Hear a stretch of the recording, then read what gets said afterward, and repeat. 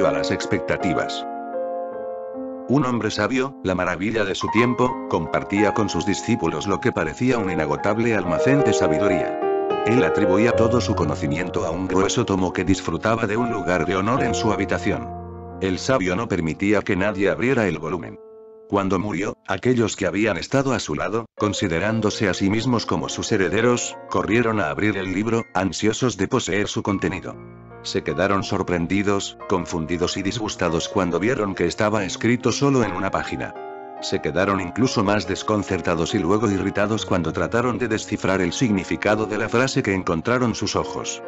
Decía: cuando te des cuenta de la diferencia que hay entre el continente y el contenido, obtendrás el conocimiento. El hombre no nace perfecto. Nace incompleto. Desde su nacimiento es un proceso. Nace en el camino, como un peregrino. Esa es su agonía y también su éxtasis. Agonía porque no puede descansar, tiene que seguir hacia adelante, siempre. Tiene que buscar, indagar, explorar. Tiene que llegar a ser, porque su ser aparece solo a través del llegar a ser. Llegar a ser es su ser. Solo puede ser si se está moviendo. La evolución es intrínseca a la naturaleza humana, la evolución es su verdadero ser. Y aquellos que no hacen caso de esto no llegan a realizarse. Los que piensan que han nacido completos no evolucionan. Entonces la semilla se queda en semilla, nunca se convierte en un árbol, nunca llega a conocer las alegrías de la primavera, la luz brillante del sol, la lluvia ni el éxtasis de explotar en millones de flores. Esa explosión es la realización, es todo lo que es Dios. Una explosión de millones de flores. El hombre acaba de realizarse solo cuando el potencial se ha actualizado. El hombre nace como un potencial. Eso es algo único, intrínseco al hombre. Todos los demás animales nacen completos, nacen como van a morir. Entre su nacimiento y su muerte no hay evolución. Se mueven en el mismo plano, nunca se transforman. Nunca sucede un cambio radical en sus vidas. Se mueven horizontalmente, lo vertical nunca los traspasa. Si el hombre también se mueve horizontalmente, desperdiciará su condición humana, no se convertirá en espíritu. Eso es lo que Gurdjieff quería decir cuando decía que no todo el mundo tiene alma. Es muy raro que una persona tenga alma. Ahora bien, esta es una afirmación muy extraña, porque durante siglos te han estado diciendo que has nacido con un alma. Gurdjieff dice que solo naces con el potencial de llegar a tener alma, no que ya nazcas con ella. Tienes una pista, pero esa pista hay que trabajarla. Tienes la semilla, pero tienes que buscar la tierra, la estación, el clima apropiado y el momento adecuado para explotar, para crecer. Si te mueves horizontalmente, te quedarás sin alma. Cuando lo vertical te penetra, adquieres un alma. Alma significa que lo vertical ha penetrado lo horizontal. O, como un ejemplo, puedes pensar en el gusano, el capullo y la mariposa. El hombre nace como una larva. Desafortunadamente, el hombre también muere como una larva, muy pocos se transforman en gusanos. La larva es estática. No conoce el movimiento, se queda atascada en un punto, en un lugar, en una etapa. Muy poca gente crece hasta convertirse en gusano. El gusano comienza a moverse. Entra el dinamismo. La larva es estática, el gusano se mueve. Con el movimiento se despierta la vida. Nuevamente muchos se quedan en gusanos. Siguen moviéndose horizontalmente, en el mismo plano, en una sola dimensión. Raramente dan el salto cuántico y se convierten en mariposas, en un hombre como el Buda, Jalaluddin Rumi, Jesús, o Kabir. Entonces interviene lo vertical. La larva es estática. El gusano se mueve, conoce el movimiento. La mariposa vuela, conoce las alturas, comienza a ascender. A la mariposa le crecen alas. Esas alas son la meta. A menos que te crezcan alas y te conviertas en un fenómeno alado, no tendrás un alma. La verdad se realiza a través de 3 etapas. Asimilación, independencia y creatividad. Recuerda estas 3 palabras, son esenciales. Asimilación. Esa es la función de la larva. Asimila el alimento, se está preparando para convertirse en un gusano. Está haciendo los preparativos, es un depósito. Cuando la energía está lista se convertirá en un gusano. Antes del movimiento, necesitarás una gran energía para moverte. El gusano es la asimilación, el trabajo hecho, consumado. Luego comienza la segunda parte. Independencia. La larva es abandonada. Ahora ya no hace falta quedarse en un sitio. Ha llegado el momento de explorar, de la aventura. La vida real comienza con el movimiento, con la independencia. La larva sigue siendo dependiente, prisionera, encadenada. El gusano ha roto las cadenas, empieza a moverse. El hielo se ha fundido, ya no está congelado. La larva es una etapa estática. El gusano es movimiento, como un río. Y luego llega a la tercera etapa, la de la creatividad. La independencia solamente ha dejado de ser significativa. Solo con ser independiente no sentirás satisfacción. Está bien salir de la prisión, pero ¿para qué? ¿Independencia para qué? ¿Libertad de qué? Recuerda, la libertad tiene dos aspectos. Primero, libertad de, y segundo, libertad para. Mucha gente alcanza solo el primer tipo de libertad, libertad de. Libre de los padres, libre de la iglesia, libre de la organización, libre de esto y aquello, libre de todas las prisiones. ¿Pero para qué? Esta es una libertad muy negativa. Si solo conoces la libertad de, no has conocido la libertad real, solo el aspecto negativo. El aspecto positivo tiene que ser conocido. Libertad para crear, para ser, para expresarse, para cantar tu canción, para bailar tu baile. Este es el tercer estadio. Creatividad. Entonces el gusano se convierte en un fenómeno alado, un catador de miel, busca, descubre, explora, crea. Por eso, la belleza de la mariposa. La gente creativa es la única gente hermosa porque solo la gente creativa conoce el esplendor de la vida. Tienen ojos para ver, oídos para oír y un corazón para sentir. Están totalmente vivos, viven al máximo. Queman su antorcha por ambos lados. Su vida es intensidad, totalidad. Podemos utilizar las metáforas empleadas por Friedrich Nietzsche. Él dice que la vida del hombre puede dividirse en 3 metamorfosis del espíritu sucesivas. A la primera le llama el camello, a la segunda le llama el león y a la tercera el niño. Son metáforas muy preñadas, el camello, el león, el niño. Cada ser humano tiene que hacer uso y asimilar la herencia cultural de su sociedad, su cultura, su religión, su gente. Tiene que asimilar todo lo que el pasado pone a su disposición. Tiene que asimilar el pasado. Esto es lo que Nietzsche llama la etapa del camello. El camello tiene el poder de almacenar en su cuerpo enormes cantidades de alimentos y agua para su arduo viaje a través del desierto. Y la situación es la misma con el ser humano. Tienes que atravesar el desierto, tienes que asimilar todo el pasado. Y recuerda, no bastará solo con memorizarlo, hay que asimilarlo. Y también recuerda, si una persona se limita a memorizar el pasado es porque no puede asimilarlo. Si puedes asimilar el pasado te liberas de él. Puedes utilizarlo, pero no te puede utilizar. Puedes poseerlo, pero no te puede poseer. Cuando has asimilado el alimento no necesitas recordarlo. No existe separado de ti. Se ha convertido en tu sangre, tus huesos, tu médula. Se ha convertido en ti. El pasado tiene que ser digerido. No hay nada malo en el pasado. Es tu pasado. No necesitas empezar desde el ABC, porque si cada individuo tuviera que empezar desde el ABC no habría mucha evolución. Por esta razón los animales no han evolucionado. El perro es igual que el que había hace millones de años. El hombre es el único animal evolutivo. ¿Cuál es la causa de esta evolución? La evolución se produce porque el hombre es el único animal que puede asimilar su pasado. Una vez que asimilas el pasado te liberas de él. Puedes moverte libremente y usar tu pasado. Si no tendrás que pasar a través de muchas experiencias. Tu vida será desperdiciada. Puedes subirte a la espalda de tus padres, a la de tus antepasados y a la de sus respectivos padres y antepasados. El hombre está siempre subido a la espalda de otro hombre, por eso alcanza esa altura. Los perros no pueden hacerlo, los lobos tampoco. Dependen de sí mismos. Su estatura es su propia estatura. En tu estatura el Buda, Cristo, Patanjali, Moisés y Lao Tzu están asimilados. Cuanto más grande es la asimilación mayor es tu estatura. Puedes mirar desde la cima de una montaña, tu visión es grande. Asimila más. No hace falta que te limites a tu gente. Asimila todo el pasado de las gentes de la Tierra. Sé un ciudadano del planeta Tierra. No hace falta que te limites al cristiano, al hindú, al maometano. Y asimílalos a todos. El Corán es tuyo, la Biblia es tuya, igual que el Talmud, igual que los Vedas y el Tao Te Ching. Todos son tuyos. Asimílalos, de esta forma la cima desde la que mirarás a lo lejos será más alta, y serán tuyas tierras y visiones distantes. Nietzsche llama a esto la etapa del camello, pero no te quedes ahí atascado. Hay que moverse. El camello es la larva, el acumulador. Pero si te quedas atascado en esta etapa y permaneces para siempre como el camello, no conocerás las bellezas y las bendiciones de la vida. Nunca conocerás a Dios. Te quedarás anclado en el pasado. El camello puede asimilar el pasado pero no puede usarlo. En el transcurso de su desarrollo personal llega un momento en que el camello se tiene que transformar en un león, para romper en pedazos el enorme monstruo conocido como no debes. El león en el hombre ruge en contra de la autoridad. El león es la reacción, la rebelión en contra del camello.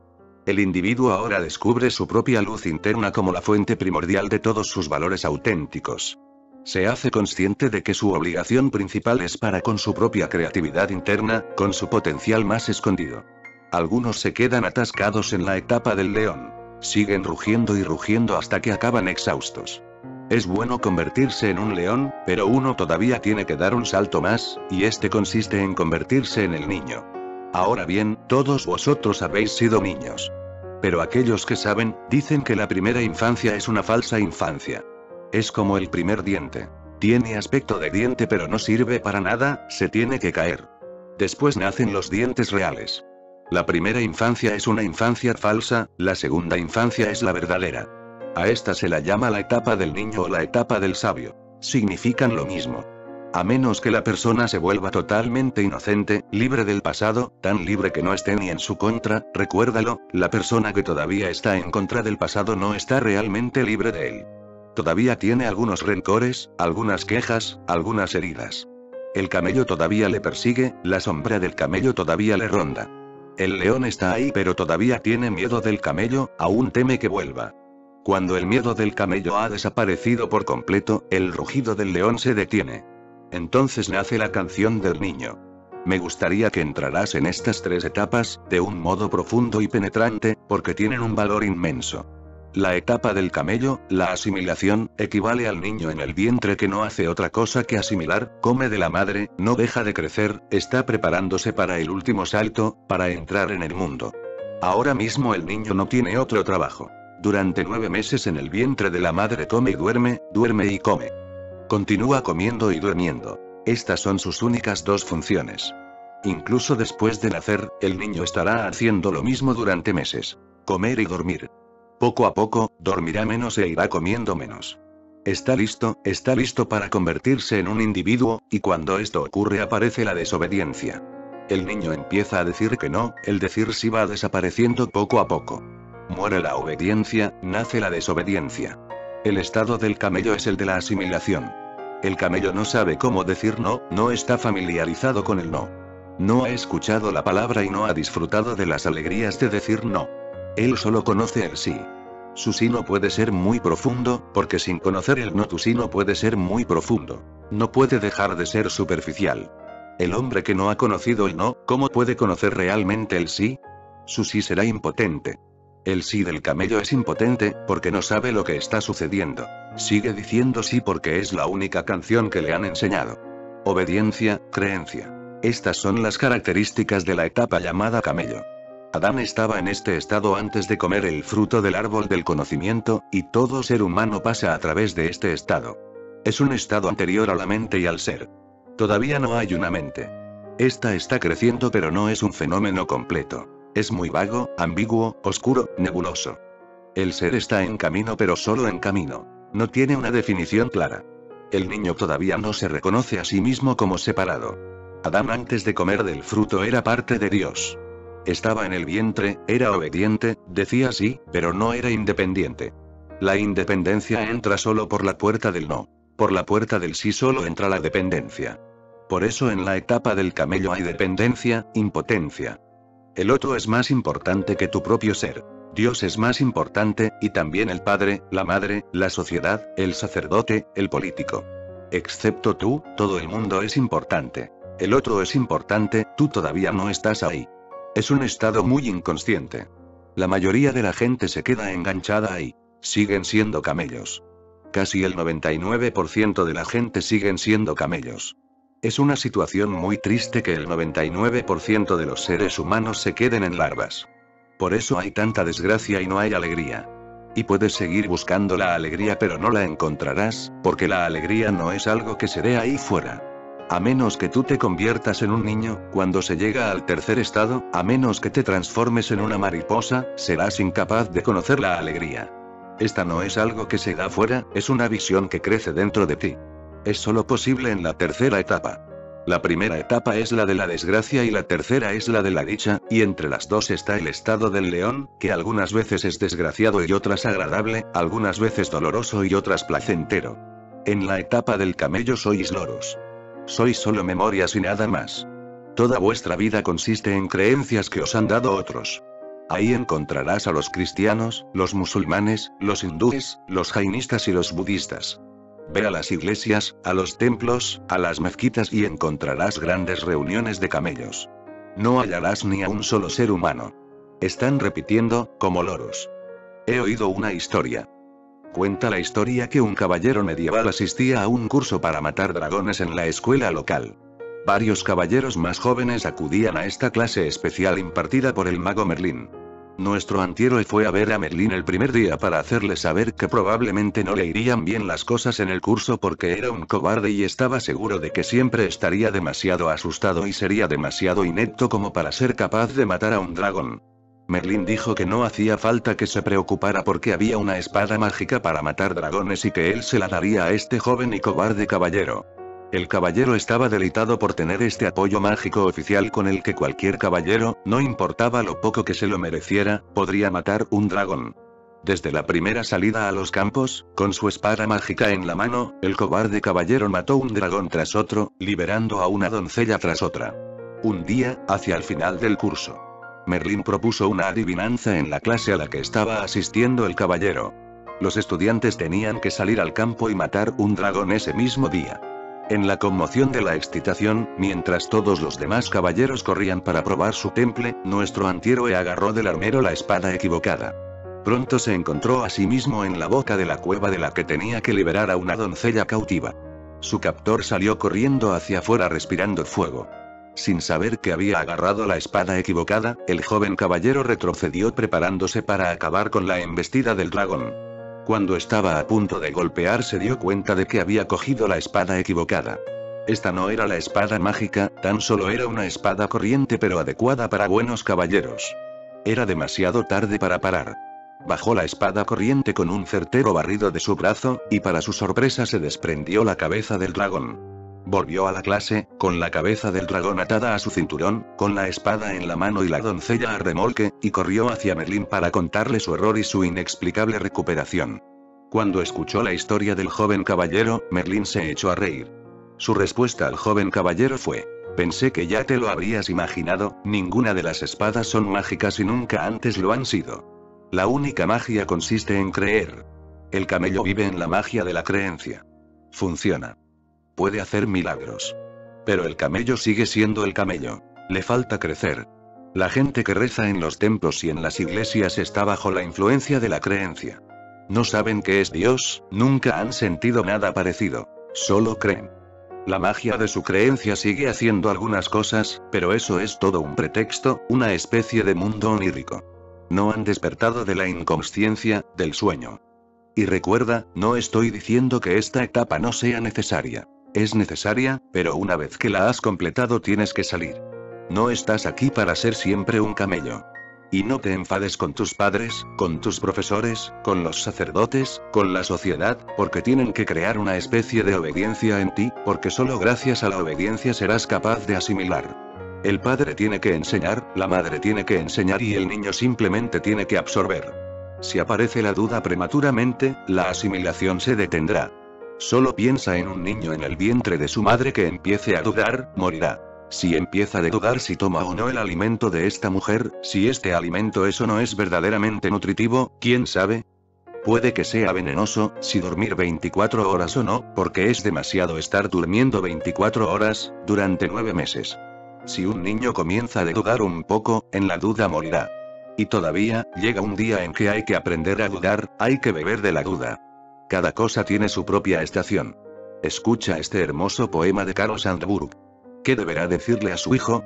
Un padre ve a su hijo acercándose a su hombría. ¿Qué deberá decirle? La vida es dura. Sé de acero, sé una roca. Y eso puede que le sirva para las tormentas, y para el aburrimiento y la monotonía, para guiarle en medio de las traiciones repentinas, y atarlo en los momentos flojos. La vida es un barro suave. Sé suave, no te compliques. Y esto también podría servirle. Brutos han sido suavizados donde fallaron los latigazos. El crecimiento de una frágil flor en una subida ha quebrado y partido, algunas veces, una roca. Un pensamiento contará. Del mismo modo el deseo. Igual que un rico y suave desear. Sin un rico desear nada llega. Dile que demasiado dinero ha matado a hombres y los ha dejado muertos años antes de su entierro. Y cuestiona que el lucro, más allá de unas sencillas necesidades, ha convertido a hombres suficientemente buenos a veces en perversos gusanos secos. Dile que el tiempo puede gastarse como cualquier cosa. Dile que se haga el tonto de vez en cuando, y que no se avergüence por haberse hecho el tonto y aprenda algo de cada tontería, esperando no repetir ninguna de las tonterías baratas sino llegando a una comprensión íntima del número de tontos que hay en el mundo. Dile que esté solo a menudo y que esté con él mismo. Y por encima de todo, dile que no se mienta a sí mismo, sean cuales sean las mentiras blancas y los frentes protectores que podría usar con otra gente. Dile que la soledad es creativa si él es fuerte y que las decisiones finales se toman en habitaciones silenciosas. Dile que sea diferente de otra gente si el ser diferente le surge natural y fácilmente. Déjale que tenga días perezosos buscando sus motivos más profundos. Déjale que busque profundo en donde ha nacido naturalmente. Entonces quizás entienda a Shakespeare y a los Wright Brothers, Pasteur, Pavlov, Michael Faraday y a las mentes libres, trayendo cambios a un mundo que no le gustan los cambios. Estará lo suficientemente solo para tener tiempo para el trabajo que conoce como suyo. Cada padre se encuentra con este problema. ¿Qué le digo a mi hijo? Cada madre se enfrenta con este problema. ¿Qué le enseño a mi hija? A todos los profesores les preocupa. ¿Qué se le debe enseñar a la nueva generación? El pasado tiene muchos momentos de gloria, muchas cimas de comprensión, muchas conclusiones que hay que impartir al niño. En la primera etapa todo el mundo tiene que ser un camello, decir sí, creer todo lo que le es dado, asimilar, digerir, pero esto es solo al principio del camino, no al final. La segunda etapa es complicada. La primera te la da la sociedad. Por eso hay millones de camellos y muy pocos leones. La sociedad te deja solo cuando te has convertido en un camello perfecto. Más allá de esto, la sociedad no puede hacer nada. Ahí es donde termina el trabajo de la sociedad, de la escuela, el colegio, la universidad. Te deja convertido en un camello perfecto con título. Tú solo te tienes que convertir en un león, recuérdalo. Si no decides volverte un león, nunca te convertirás en un león.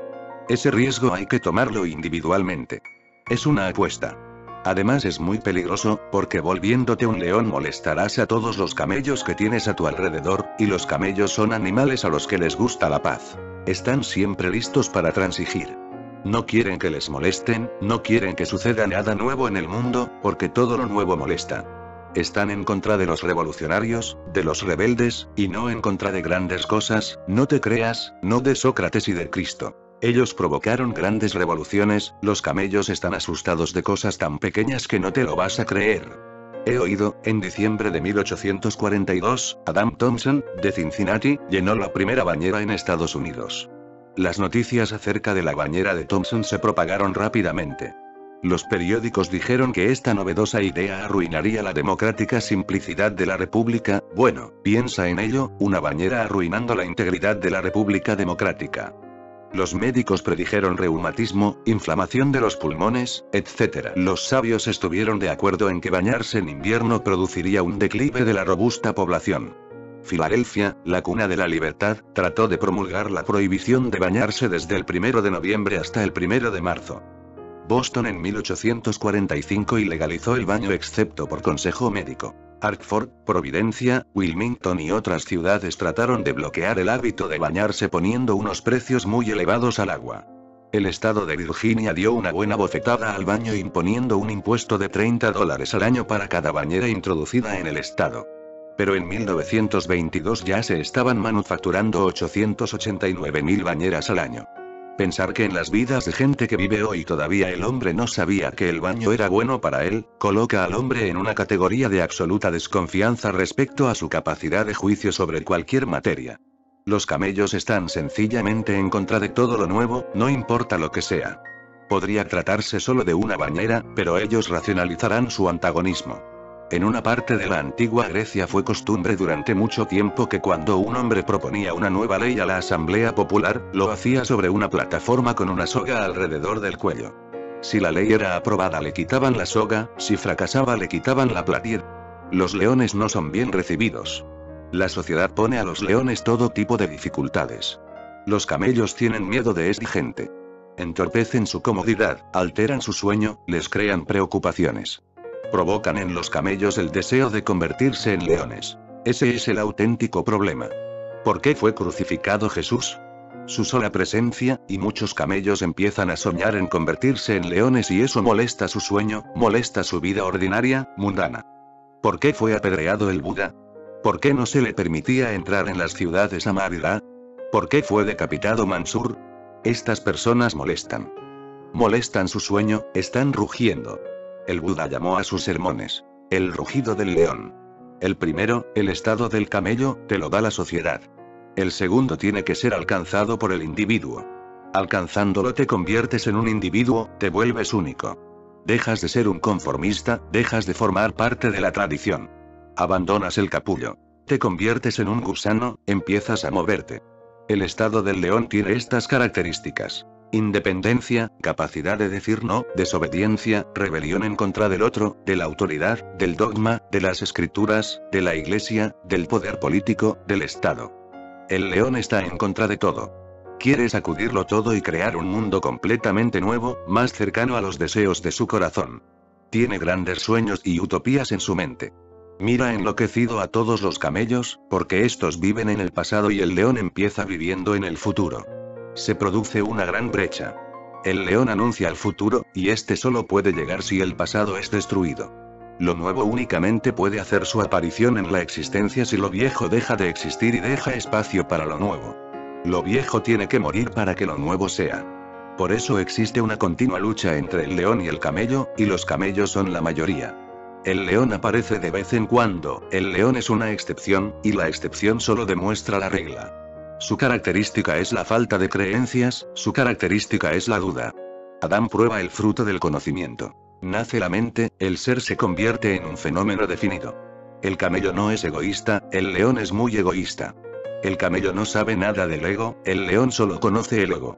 Por eso siempre encontrarás que los revolucionarios, los rebeldes, poetas, pintores, músicos, son todos muy egoístas. Son bohemios. Viven su vida, hacen lo suyo. Los demás les importan un pimiento. Deja que se vayan al infierno. Han dejado de formar parte de cualquier estructura, se han liberado de las estructuras. El movimiento, el rugido del león, será egoísta. Necesitan un ego muy grande para meterse ahí. En Oriente encontrarás más camellos, en Occidente encontrarás más leones. Por eso parece más fácil rendirse en Oriente. Para la mente occidental rendirse parece muy difícil. Pero hay que recordar una cosa. A la mente oriental le resulta muy fácil rendirse. Por eso su rendición carece de mucho valor.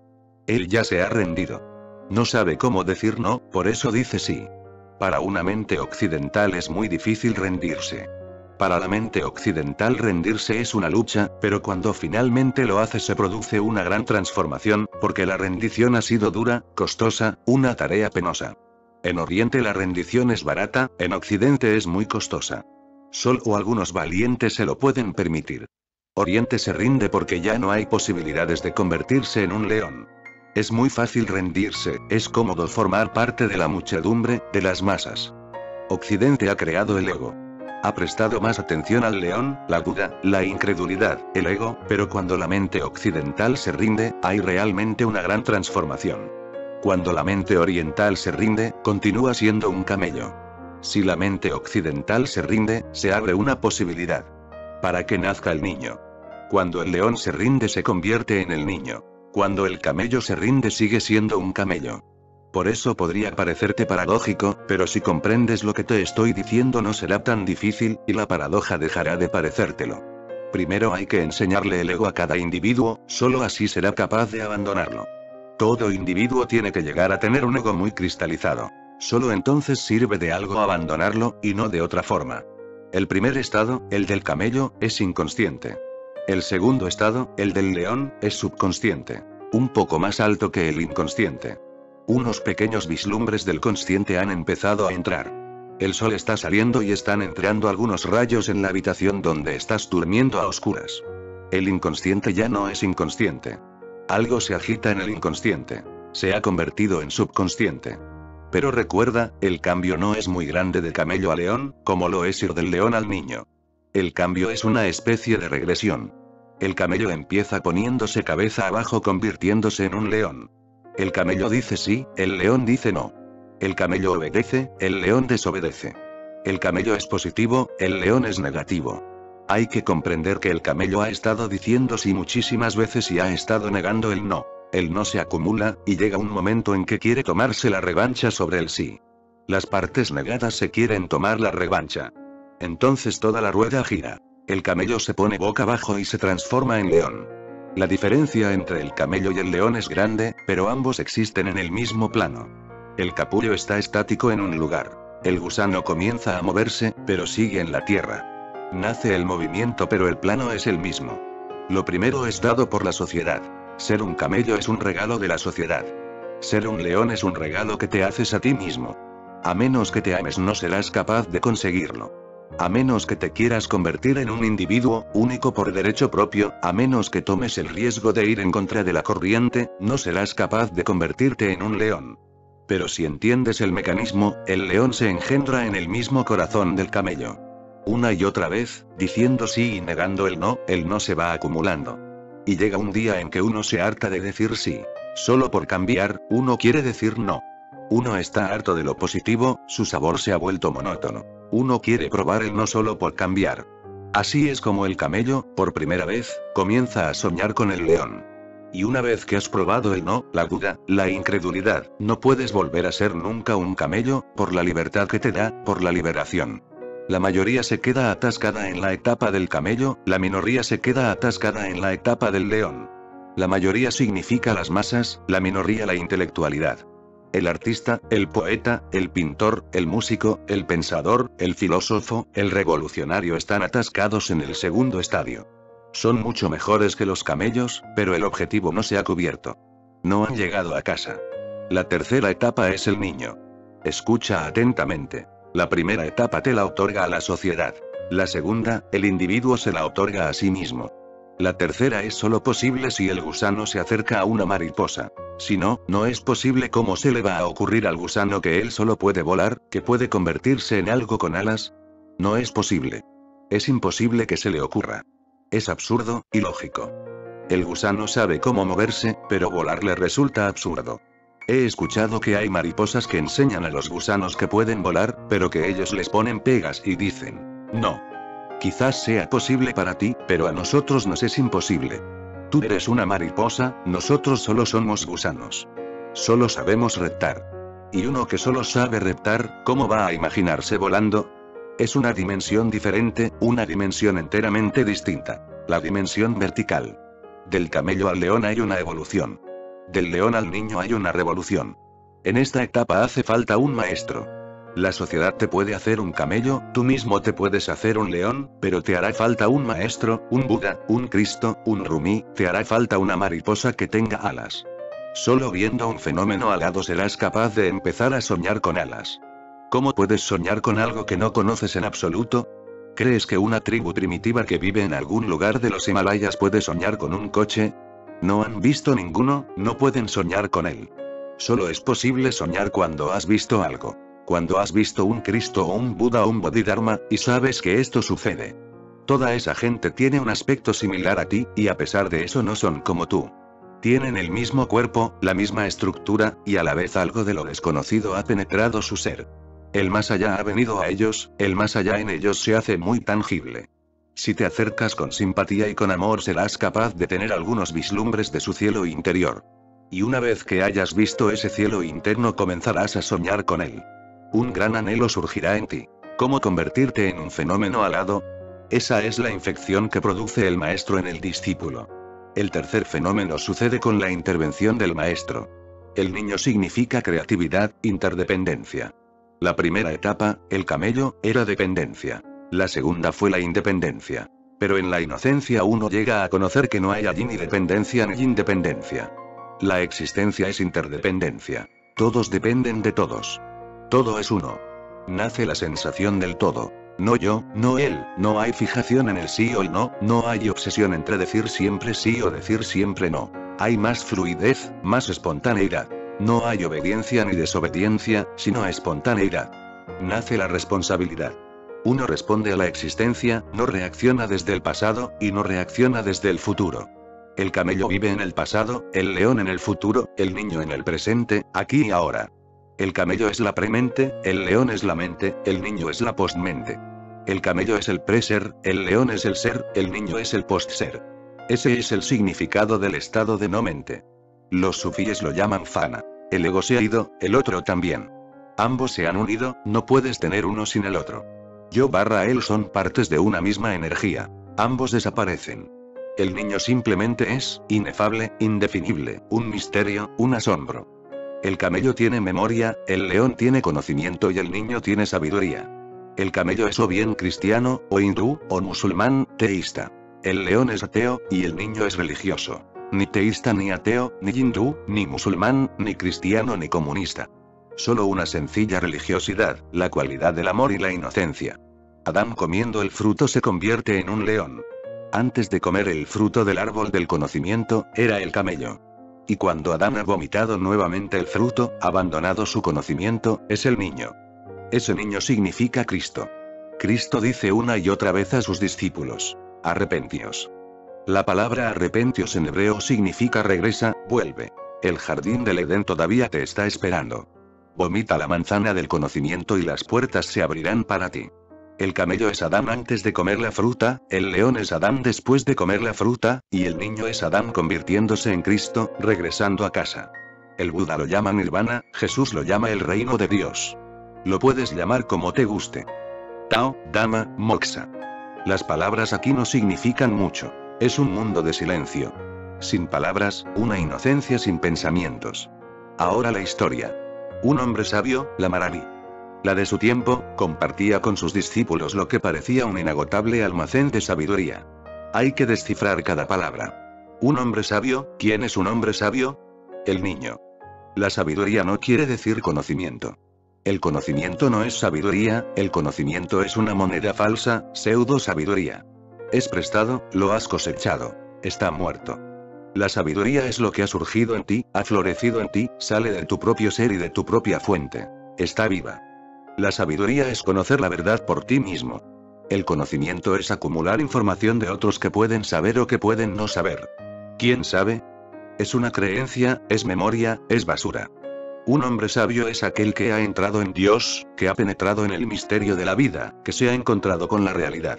Un hombre sabio quizás no sea un erudito, quizás lo sea, no tiene importancia, porque la sabiduría no tiene nada que ver con la erudición. Jesús no fue un erudito. Cualquier otro rabino de su tiempo era más erudito que Jesús. El Buda no fue un erudito. Cualquier otro brahman pandit era más erudito que él. No sabía mucho acerca de los Vedas, pero era un hombre sabio. El conocimiento llega a través de la memoria, la sabiduría llega a través de la meditación. El conocimiento le es posible hasta a una máquina. Por eso los ordenadores son eruditos, pero ningún ordenador puede ser sabio. ¿Has oído hablar de algún ordenador sabio? Erudito, por supuesto, más erudito que el hombre, más eficiente, más habilidoso. Con menos posibilidades de cometer errores. Muy rápido, rapidísimo, instantáneo. Haces la pregunta y ya tienes la respuesta, pero esta será aquella que se le ha introducido antes al ordenador. No puede ser nueva, no puede ser original, no puede ser sabia. No se relacionará contigo como persona, te dará simplemente una respuesta a la pregunta. Observa la diferencia. Si tú vienes a mí, tu pregunta es menos importante, tú eres más importante. De hecho, respondo a tu pregunta para responderte a ti. La pregunta es secundaria. Pero si vas a un ordenador, a un pandit, a un erudito, tú no eres importante, la pregunta tiene toda la importancia. Él responde a la pregunta. El erudito, el hombre de sabiduría, responde al que pregunta. El erudito siempre será consistente. Tú preguntas: ¿existe Dios? Y el erudito siempre tiene una respuesta definida. Si él cree que sí, dirá que sí.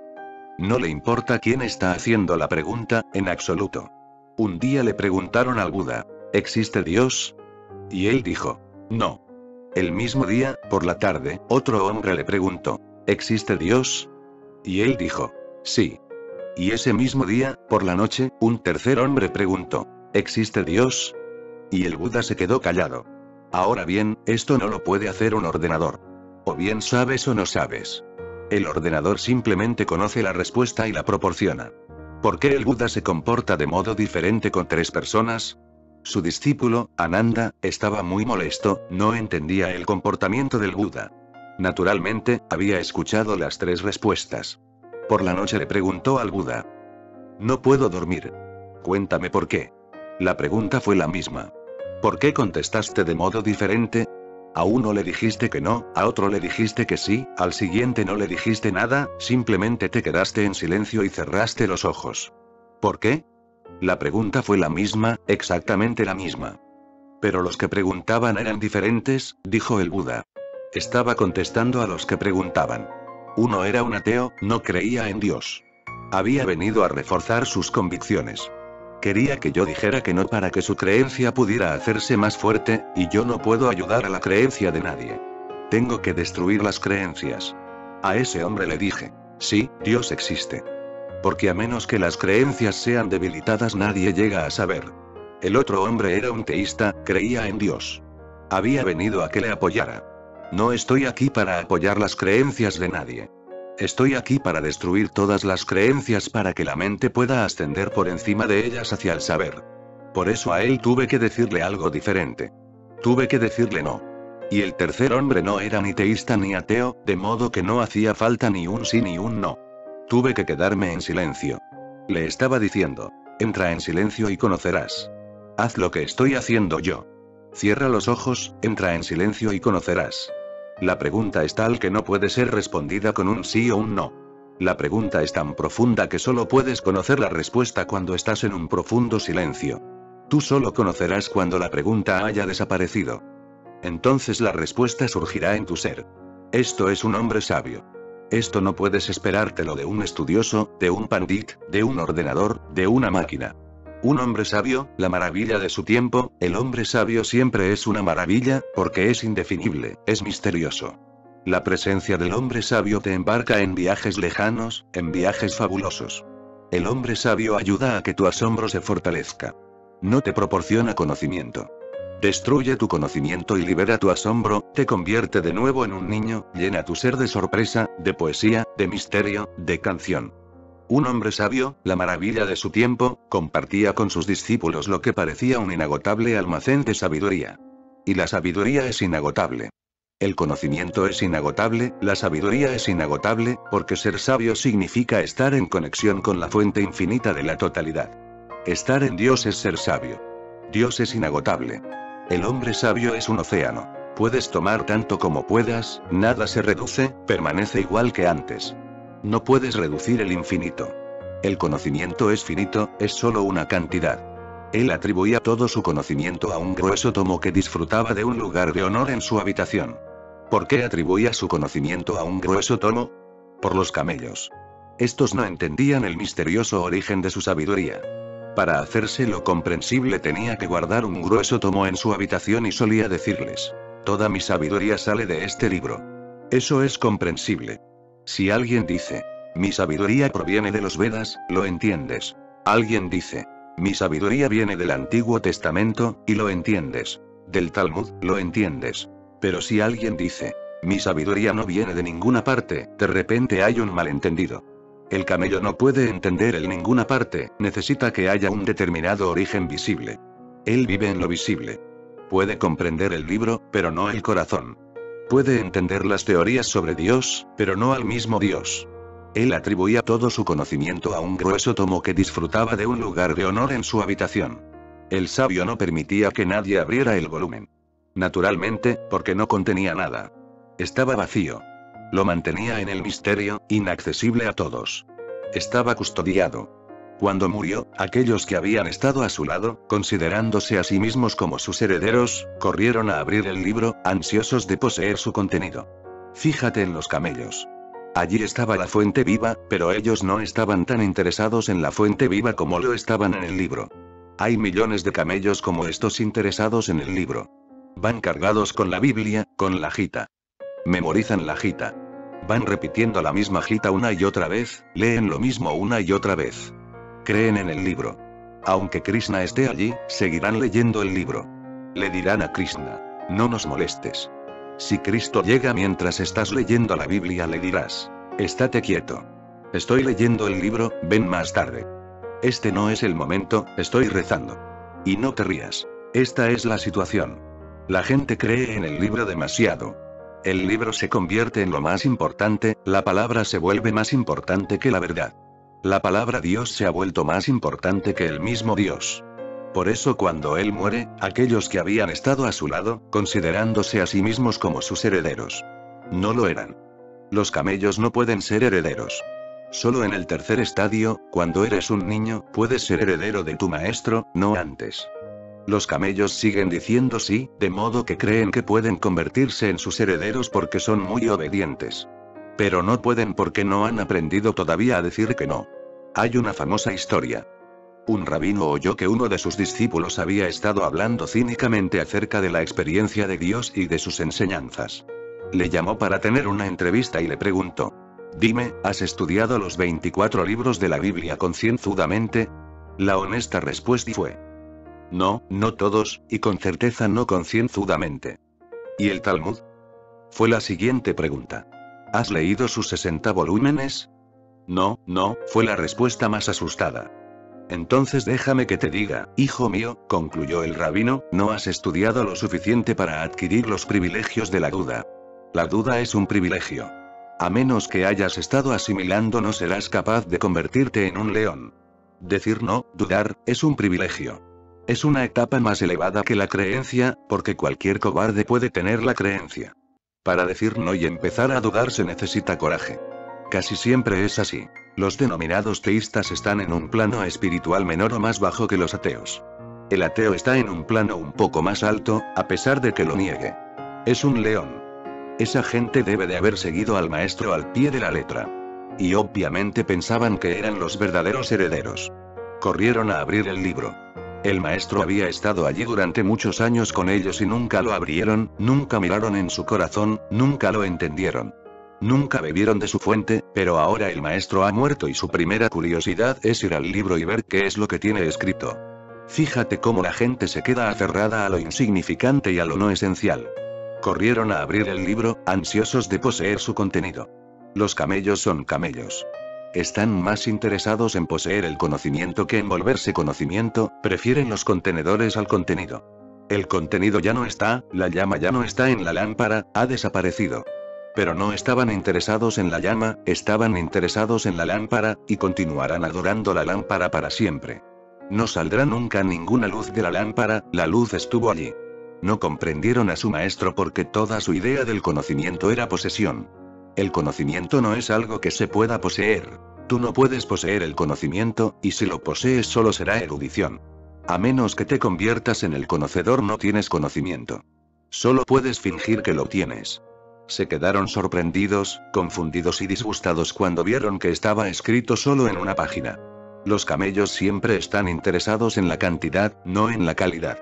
Todo su interés está en, se hubieran puesto muy contentos si el libro hubiera estado escrito y si las páginas hubieran estado escritas. Hubieran disfrutado mucho. Pero solo había algo escrito en una página y, además, en una esquina, el resto del libro estaba vacío. Se quedaron sorprendidos, confundidos y disgustados cuando vieron que estaba escrito solo en una página. Recuerda, el interés del camello está en la cantidad, el interés del león está en la calidad, y el niño va más allá de la dualidad. No está interesado ni en la calidad, ni en la cantidad. Trasciende todas las dualidades. Se quedaron incluso más desconcertados y luego irritados cuando trataron de descifrar el significado de la frase que encontraron sus ojos. Y solo había un pequeño escrito, una sola línea. Decía: cuando te des cuenta de la diferencia entre el continente y el contenido, obtendrás el conocimiento. Imagínate a ti mismo esperando durante años para mirar en el libro, lleno de curiosidad durante años, y entonces te encuentras con esto. Tú también te hubieras molestado. Porque este maestro es un engaño, porque ha estado diciendo: toda mi sabiduría proviene de este libro, y en él no había nada, solo una pequeña frase. Pero esta frase es una semilla. Si la entiendes, podrás alcanzar el significado de todas las escrituras del mundo. Es algo condensado. Todas las escrituras están condensadas en esa frase. Todos los Coranes, todos los Vedas, todas las Biblias están condensados en esta única sentencia, tremendamente poderosa. Medita sobre ella. Cuando te des cuenta de la diferencia entre el continente y el contenido, obtendrás el conocimiento. Los camellos solo están interesados en el contenedor. El contenedor lo es todo. No piensan en el contenido. Los leones están interesados únicamente en el contenido. Están en contra del contenedor. El niño acepta a ambos y va más allá, porque llega a saber que el contenido no puede existir sin el contenedor, ni este sin aquel. El contenedor lo es solo porque tiene contenido, y ambos van juntos. La materia y la mente existen juntas. Dios y el mundo existen juntos, son inseparables. El camello piensa que el contenedor lo es todo. Esa es una visión parcial. Enfadado con el camello, el león se va al otro extremo y dice: el contenido es suficiente, y no me preocuparé del contenedor. Tíralo. Pero si tiras el contenedor también estarás tirando el contenido, porque son inseparables. Si tiras la flor estarás tirando también la fragancia, porque van juntas, igual que el cuerpo y el espíritu. El camello cree en el cadáver. No hay espíritu. No tiene ni idea del espíritu. El león cree en el fantasma. Está en contra del cuerpo. Pero cuando has trascendido ambos, cuando has dejado de decir sí a todo, o de decir no a todo, cuando ya no estás obsesionado con el teísmo o el ateísmo, cuando no eres ni tradicional ni antitradicional, cuando eres sencillamente inocente con respecto a todas esas ideas, cuando tu espejo está totalmente limpio, sin polvo alguno, cuando no te sientes identificado con el camello, o con el león, cuando no eres ni un reaccionario, ni un revolucionario, cuando simplemente estás ahí, como un espejo silencioso, entonces llegas a saber que el contenedor y el contenido están unidos. A pesar de que el contenedor no es el contenido, y de que el contenido no es el contenedor, ambos van juntos. Viéndolos juntos y a la vez separados, el conocimiento aparece. Uno llega a saber. Cuando te des cuenta de la diferencia entre el continente y el contenido, obtendrás el conocimiento. Y por último, muchos maestros han hablado en el idioma de los camellos porque hay millones de camellos. Mahoma, Moisés y gente como ellos. Han hablado el idioma de los camellos para que puedan entender. En esto hay compasión, pero hay también un peligro. Que los camellos se queden en camellos. Algunos maestros han escogido usar el lenguaje del león. Cristo, Moisés. En cuanto a la expresión se refiere, es mejor que la de Moisés y Mahoma, pero no será entendida por las masas. Ese es el problema. Los camellos no serán capaces de absorberlo. Jesús fue asesinado porque los camellos se enfadaron. Estaba hablando un idioma diferente, completamente ininteligible. Les parecían tonterías. Ese hombre estaba loco. Piénsalo, en un mundo lleno de camellos, llega un león y empieza a hablar. No habrá camello que entienda. Cuando Jesús fue asesinado, los discípulos que tenía, los 12 apóstoles, eran camellos. Él era un niño hablando el idioma de un león, y ellos eran camellos. Crearon el cristianismo. Y una vez que los camellos crearon el cristianismo, este se convirtió en una religión mundial. El niño no tiene un idioma propio. La inocencia no tiene palabras. Por eso, el niño tiene que hablar el idioma del león por necesidad, porque es el más cercano a él, y el que mejor le sirve para expresarse a sí mismo. Sucedió en los tiempos del Buda. Él hablaba en el idioma de los leones.